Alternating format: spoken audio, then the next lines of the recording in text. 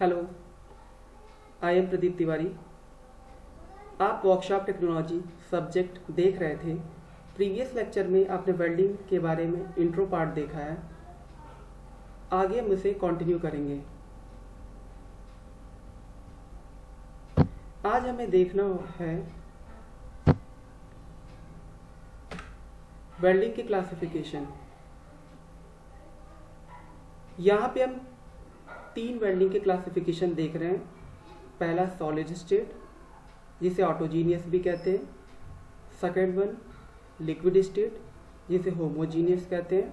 Third one solid liquid state, जिसे heterogeneous भी कहते हैं। अगर हम बात करते हैं सॉलिड स्टेट वेल्डिंग की, solid state welding, in this welding process 2 workpieces are joined under the pressure, providing an intimate contact between them at a temperature essentially below the melting point of the parent metal. Solid state welding में जो भी parents metal या base metal जिसे हम कहते हैं, या जिसकी हमें वेल्डिंग कर रहे हैं, जिस वर्कपीस की, उससे का जो टेम्परेचर होगा वो हमेशा मेल्टिंग पॉइंट से कम होगा। हम उसे प्लास्टिक स्टेट तक ले जाएंगे, बट मेल्टिंग स्टेट से क्या होगा, कम होगा। जैसे कि आप देख रहे हैं यहाँ पे सॉलिड स्टेट वेल्डिंग का एक example friction welding. Friction welding में देखिए यहाँ पे 2 अलग अलग पार्ट्स हैं। एक को स्थिर रखते हैं, नॉन रोटेटिंग है, दूसरा रोटेट कर रहा है।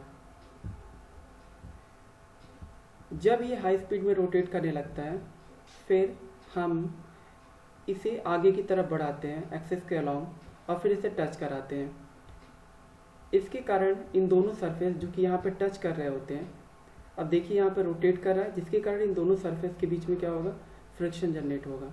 इस फ्रिक्शन से क्या होगा, हीट जनरेट होगी।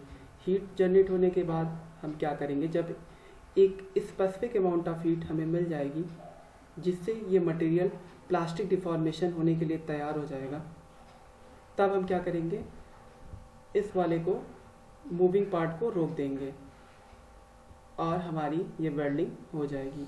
यहाँ पे हम देख रहे हैं जो भी वेल्डिंग हो रही है उसमें बेस मेटल, ये और ये 2 पार्ट आप देख रहे हैं, वो मेल्ट नहीं हो रहा है। वनली आपका क्या हो रहा है, प्लास्टिक डिफॉर्मेशन तक हम लोग इसे ले जा रहे हैं, जिससे कि आसानी से क्या हो जाए, ये ज्वाइंट हो जाए। यहाँ पे हम प्रेशर का इस्तेमाल कर रहे हैं। तो ये आपका एग्जाम्पल हो गया सॉलिड स्टेट वेल्डिंग का। तो अगर हम देखें सॉलिड स्टेट वेल्डिंग यानी ऑटोजीनियस, इसमें हम लोग फिलर मेटल का इस्तेमाल नहीं करते हैं। पहले भी बात कर चुके हैं, फिलर मेटल वो होता है जिसका वेल्डिंग के दौरान हम लोग अलग से इस्तेमाल करते हैं जॉइंट बनाने के लिए। यहाँ पे हम कोई फिलर मेटल का इस्तेमाल अलग से नहीं करना है। यानी सॉलिड स्टेट वेल्डिंग में जो वर्कपीस होगा वो केवल सेम फेज में होगा, फेज चेंज नहीं होगा। सॉलिड है तो सॉलिड में ही रहेगा, लिक्विड फेज में नहीं जाएगा। That means it is autogenous. अगर हम इसके एग्जांपल्स को देखें तो कोल्ड टाइप, फ्रिक्शन टाइप, अभी आपने फ्रिक्शन का एग्जांपल देखा है, forge type and diffusion type. In the case of cold welding there are further classified pressure welding, explosive welding and ultrasonic welding। हम इसको आगे के लेक्चर्स में देखेंगे, अभी केवल ओवरव्यू हम लोग देख रहे हैं।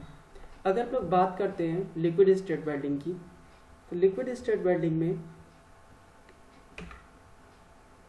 In this welding process the metal being joint melted and the union is produced on the subsequent solidification। यहाँ पे हम लोग फिलर मेटल का यूज़ करते हैं, जनरली वो सेम कंपोजिशन का होता है। अगर हम बात करें लिक्विड स्टेट वेल्डिंग में, तो आप लोगों ने जनरली पहले भी बात कर चुके हैं, आप लोगों ने अपने गेट या ग्रिल्स की वेल्डिंग के दौरान देखा होगा। आर्क वेल्डिंग उसका एग्जांपल होता है, जहाँ पे आपका जो बेस मेटल होता है, ठीक है, वो पिघलता है। आपने ऐसी वेल्डिंग देखी होगी, ठीक है। यहाँ पे आप देख रहे होंगे ये इलेक्ट्रोड होल्डर है, इसमें एक इलेक्ट्रोड लगा हुआ है और ये इलेक्ट्रोड की मदद से, जो कि फिलर मेटल का काम भी करता है, यहाँ पे वेल्डिंग परफॉर्म होती है।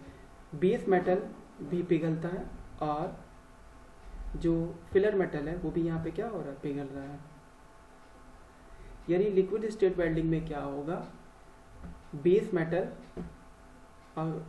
और फिलर मेटल अगर हम यूज़ कर रहे हैं तो ठीक है, तो वो पिघलेंगे, अब पिघल के आफ्टर वो सॉलिडिफाई होंगे।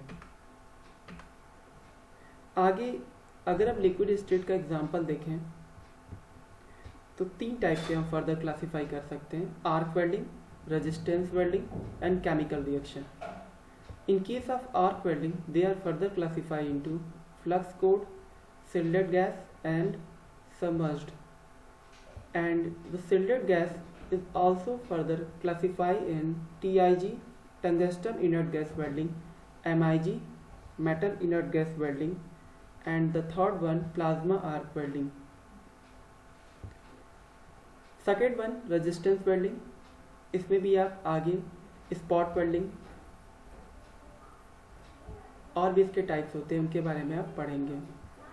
Spot seam projection, and in case of chemical reaction there are gas welding and thermit welding. अब हम बात करते हैं third one, solid and liquid state welding. इसे हम हेट्रोजीनियस भी वेल्डिंग कहते हैं। हेट्रोजीनियस में हम एग्जांपल देखें तो soldering, brazing, adhesive, bonding. In case of solid state welding chemical composition of filler material differs from that of parent metal. That means आपने सोल्डरिंग होते हुए देखा होगा, जब भी आपके टीवी या इलेक्ट्रॉनिक इक्विपमेंट ख़राब होते हैं तो आप लोग शॉप्स पे जाते हैं तो वहाँ आप लोगों ने सोल्डरिंग देखा होगा। ये एक प्लेट है जहाँ पे सोल्डरिंग की जा रही है। आपने देखा होगा एक तार होता है जिसको सोल्डर कहते हैं, इसको हम पिघलाते हैं। किसकी मदद से पिघलाते हैं तो आप जानते हैं, एक सोल्डरिंग आयरन होता है, उसकी मदद से क्या करते हैं, पिघलाते हैं। यहाँ पे जो बेस मेटल होता है वो नहीं पिघलता है, वो सॉलिड स्टेट में रहता है, और जो आपका ये फिलर मेटल है वो क्या होता है, पिघलता है। यानी आप कह सकते हैं सॉलिड लिक्विड स्टेट का मतलब क्या हुआ, जो बेस मेटल है वो नहीं पिघल रहा है, यानी वो सॉलिड स्टेट में है, और जो फिलर मेटल हम लोग इस्तेमाल कर रहे हैं जिसको सोल्डर यहाँ पे हम कहते हैं, वो आपका पिघल रहा है। इसीलिए इसे हम क्या कहते हैं, सॉलिड लिक्विड स्टेट वेल्डिंग। इसीलिए इसे हेट्रोजीनियस कहते हैं, क्योंकि यहाँ पे डिफरेंट फेज होते हैं।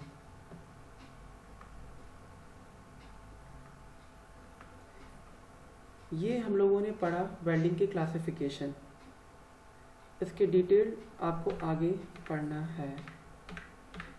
आगे बात करते हैं नेक्स्ट टॉपिक इसमें, types of joint. The case of types of joint, you see this type of joints. First one, butt joint. The case of butt joint, यहाँ पे देखिए ये बट जॉइंट है। दो वर्क पीस या बेस मेटल जिसको आप कहेंगे, दोनों देखिए एक सीध में है। कॉर्नर जॉइंट आपको दिख रहा होगा, यहाँ पे लैप जॉइंट है। लैप जॉइंट में प्लेट क्या होती है, एक दूसरे के ऊपर चढ़ी होती हैं। बट जॉइंट में क्या होती है, आपको दिख रहा होगा, दोनों सी में है। यहाँ पे क्या, प्लेट एक दूसरे के ऊपर चढ़ी हुई है। यहाँ पे ये अनदर एग्जांपल है जिसको टी जॉइंट कहते हैं। एंड यहाँ पे आपको एक एज जॉइंट भी आपको दिख रहा होगा। डैट मीन्स आप देख रहे होंगे बट जॉइंट में क्या होता है, प्लेटें एक्सिस के लॉन्ग, यहाँ पे क्या है, प्लेटें एक दूसरे के ऊपर चढ़ी हुई हैं। आगे बात करते हैं एडवांटेज ऑफ वेल्डिंग, क्यों हम वेल्डिंग को प्रेफर करते हैं। The first one, strength of joint is equal to or greater than the base material strength. That means यहाँ पे क्या हुआ, जो भी आपका मटेरियल है बेस मेटल जिसको आप ज्वाइंट कर रहे हैं, वो क्या होता है, उसकी स्ट्रेंथ जो होती है वो हमेशा बेस मेटल से ज़्यादा ही होती है या उसके बराबर होती है। And the second one, different material can be welded with a different thickness and a different cross sections.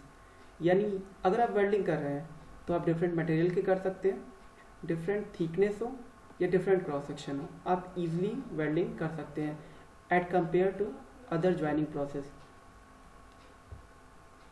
आगे हम बात करते हैं welding can be done in any position, so it is versatile. आप वेल्डिंग को जिस भी पोजीशन में चाहे आप कर सकते हैं। अगर आप अंडर वाटर वेल्डिंग करना चाहते हैं तो उसके लिए भी कर सकते हैं। आगे हम बात करते हैं next one, wastage of material is very less. सबसे बड़ा फायदा क्या है वेल्डिंग में, वेस्ट ऑफ मटेरियल क्या होते हैं, कम होते हैं। आगे हम बात करते हैं लिमिटेशन की।